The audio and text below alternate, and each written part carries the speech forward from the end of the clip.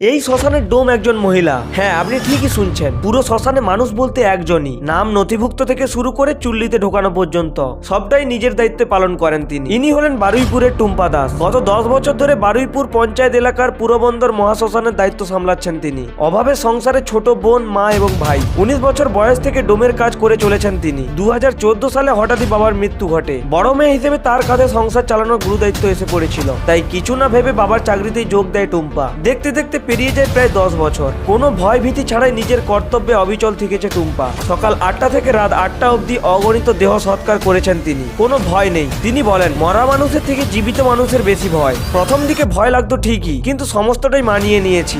মানুষের দম্ভ, অহংকার, টাকা, এমনকি গায়ের কাপড় সহ সবকিছুই 45 মিনিটের মধ্যে পুড়ে ছাই হয়ে যায়। তাই নিজেকে শ্মশানের ভেতরে বেশি সুরক্ষিত বলে মনে করেন টুম্পা। এই থেকে বোঝা যায় মানুষ চাইলে কত কিছুই না করতে পারে। তাই না থেমে চেষ্টা চালিয়ে যাও। শেষ পর্যন্ত আমাদের বাস্তব জীবনের হিরোইনের লড়াইকে কর্নিক জানাই। এ বিষয়ে আপনার কি মতামত কমেন্টে জানান।